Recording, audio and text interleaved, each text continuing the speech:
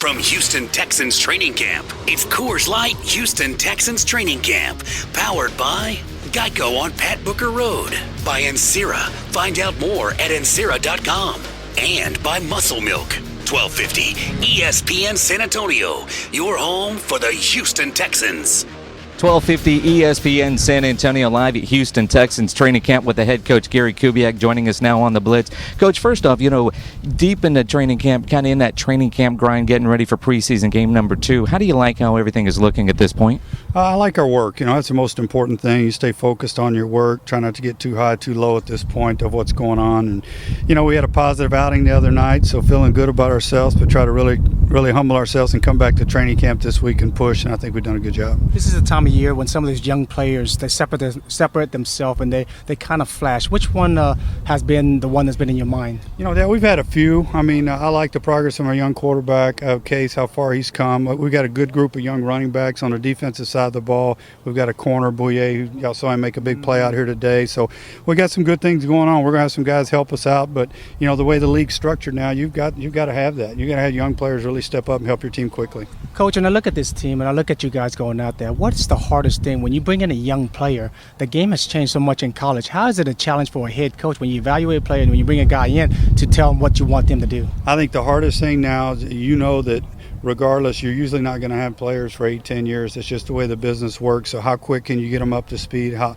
good of teachers do you have on your staff and what you're doing, and how quick can you get young players to help you out? Coach Gary Kubiak with us here on 1250 ESPN San Antonio. Coach, you talk about the quarterback situation. It's nice that a lot of your position battles are for backup jobs, but we were talking about this yesterday on the show. Case or TJ Yates? Say that third or fourth game you're playing Seattle, Matt Schaub gets hurt. Do you really go with Case or with TJ, who has experience? How much does that factor into your decision? Well, that's what we're trying to figure out right now. We got a good battle going on. Matt's missed a couple of days due to a death in his family. So in a lot of ways, it's been good for me as a coach because I'm almost getting an extra couple of preseason games out of those two kids. So it'll work itself out. They're both doing a good job, both making mistakes, but we'll find out. It's a nice problem to have.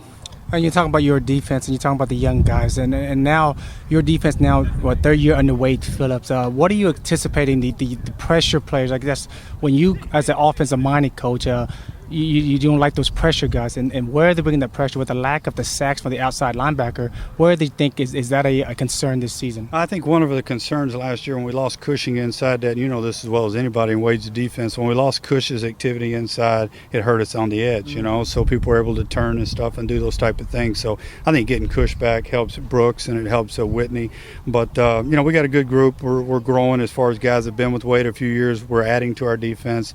So, just trying to get better in everything we do. And Coach, you talk about adding to your defense. Obviously, you bring in Ed Reed. It'd be great to see him out here, and he'll be back soon enough. But DJ Swearinger, talk about what Ed can bring and then what DJ you expect out of him. Yeah, well, obviously Ed brings big playmaking ability to your team. He gets his hands on the ball as good as anybody in football. So, but the thing we got to do right now is we got to really focus because Ed's getting his rehab, trying to get to opening day. And y'all know as well as I do in this business, when you're missing somebody, it doesn't stop. You got to go. So we're building confidence with these guys now, knowing that until he's ready to go, we're going to play good defense one way or the other.